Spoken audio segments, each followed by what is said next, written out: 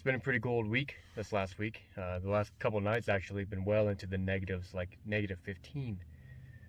Today, however, is a pretty nice day. I mean, the geese are moving and really can't complain. It's also my day off, so I figured I'd come to the park and make another video. So what are we going to talk about today? We are going to talk about the Streamlight TLR-6 from Streamlight. But I didn't say that already. But it's a weapon mounted light, as you can tell. And I've had it for a good long while, so we're going to do a review on it. Without further ado, let's go and get right into it.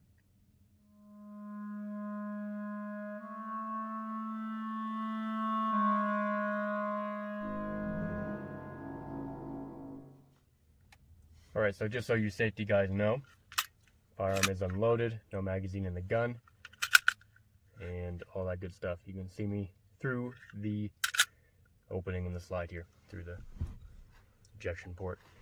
But what is the Streamlight TLR-6? Well, like I said in the intro, it's a weapon mounted light, 100 lumens. It's actually a light and laser combo. I've had it on my gun for a while. You know what, technically speaking, I actually had it on this grip module longer than I actually owned the gun itself. That's one of the, the SIG things where you can swap out the grip modules. So I've had it on here since before May of 2020, and it is February 2021. So I don't know, you do the math, 8 months, something like that, 8 or 9 months.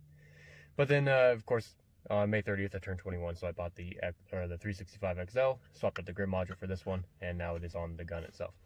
So for the entire time that I had this XL, through the 2200 rounds that I put through this gun so far, 2200 plus, the Streamlight TLR-6 has been on there the whole time. So with that being said, I actually have owned it and used it enough to be able to actually do a review on it. Full disclosure, I haven't taken it through a low light class or anything yet. That will be coming up soon, but haven't done that yet. That being said, 2200 rounds. At the very least, I can speak about its durability, which, all things considered, someone's coming. Alright, picking up where we left off, someone drove by, so I put the gun away. The windows here are tinted, but I don't know how well. Anyways, so like I was saying, I put 2200 rounds through this gun, so I can definitely speak on its durability, even though I haven't taken a low light class with it per se. That's not to say I haven't used it inside my home, just to see what it's like, because I have, and I think it's definitely adequate for home defense, for what I need at least. That all being said, durability for this thing, more or less, was kind of an issue. With the laser, it just completely stopped working. Okay. So again, still unloaded. So I'll point it towards the door here. So there you can see the flashlight. The way that this light works is to switch between flashlight and laser. You push down on this button here. That's how you turn it on. Then there's a button on the other side. So I'm going to point it at you. Push it again. The laser is supposed to come on. Push it a third time, and it should be just the laser, but as you can see, there is no laser. Push it again, and now flashlight came back on. So before you guys say anything, they do make a version of this that doesn't have a laser. This is not one of them. This did have a laser on it. It does have a laser on it, and it worked when I got it, but now it doesn't. I've also had some instances where while shooting it, I would push the button to turn it on, and it just wouldn't turn on. That was relatively early in its life.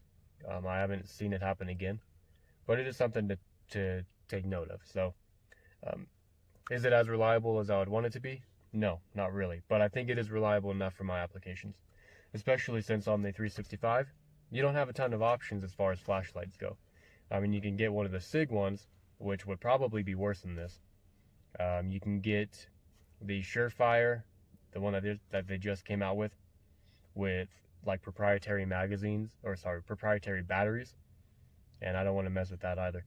Plus, I already have my holster made for this gun, and I know Streamlight does have a warranty, but it's not completely broken, so I'm not going to deal with the warranty process. I think it's fine enough as it is.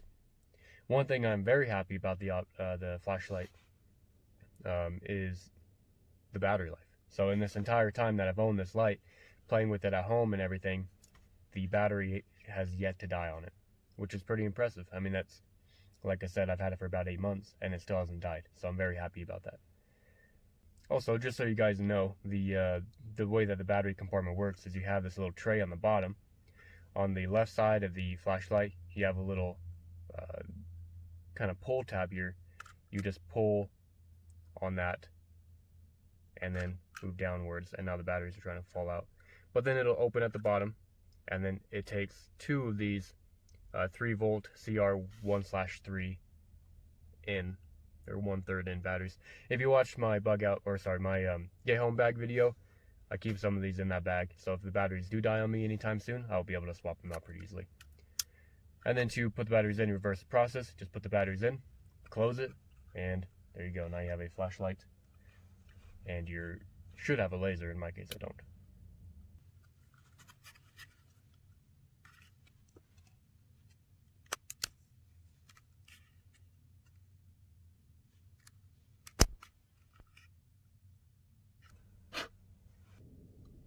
So some other concerns that many folks would probably have about this guy would be the fact that it's made out of polymer.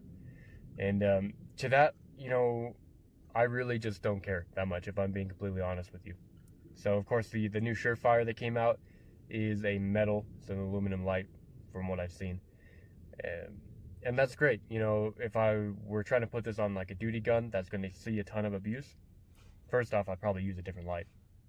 Like I wouldn't need to get a compact light like this for concealed carry. I'd put like a Surefire X300 or the Streamlight TLR-1 HL, which is a great light. I don't care what you say. If you're a Surefire fanboy, the TLR-1 HL is a great light from Streamlight.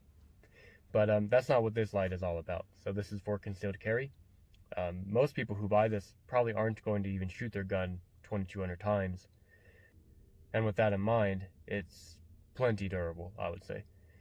2,200 rounds and the flashlight still works. That's really what matters, because again, I don't care what you say, lasers are gimmicky, and I'm not saying they shouldn't be a thing, buy what you want, but I have no use for it, so I'm not going to put a laser on my gun. Unless it's a flashlight laser combo, of course, but I'm only going to be using the flashlight. So even when when the laser did work, I had just the flashlight as my main setting. One thing I really don't like is that when you get to the part where there's supposed to be a laser, it's just off. I mean, there's nothing there, and that can be kind of a problem. If you accidentally bump this or whatnot, and then you're just out of a light altogether, like right now, it should be on. I'm pushing the button, and there's nothing there. And I push the button on the other side, and the flashlight will come back on. So that's not cool, but I guess I'll just have to be a little bit more careful with that. So one of the other features about this light that I have kind of mixed feelings for is just the way that the light operates. So you hold on to the button and keep it pressed, the light will turn on. Then you remove your finger and it turns off, which is fine. The other option is to just push the light and then it will stay on, and your hand doesn't need to be on the button. Now, one thing I've noticed is when I'm trying to just do momentary on, just for a second. I just did it there.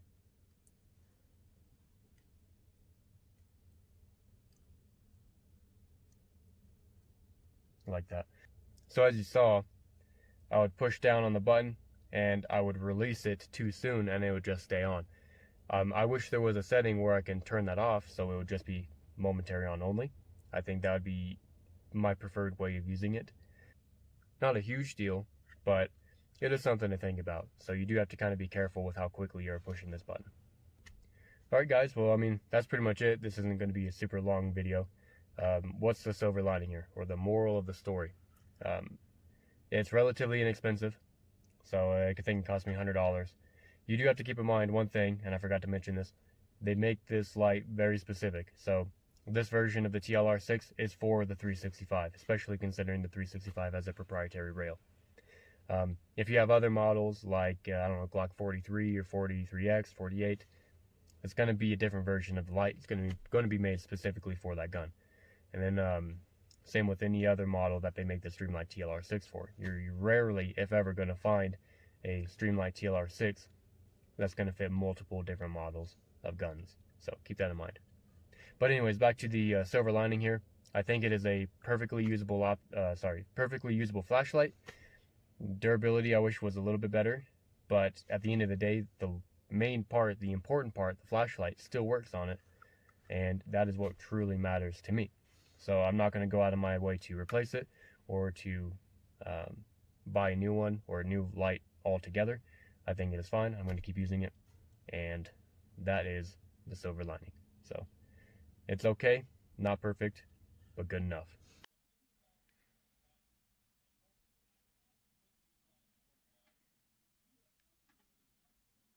So that's pretty much it, guys. As always, I'd like to thank you all for watching. Be sure to check out the Patreon down in the bio. And then there's a couple charities as well if you want to check them out, like Rocky Mountain Elk Foundation, Firearms Policy Coalition, of course. There's a local children's hospital as well. So feel free to help them out. In fact, you can help them out before you help me out. I'm okay with that. Do that. And that is pretty much it. So as always, I'd like to thank you all for watching, and I'll go ahead and see you all later.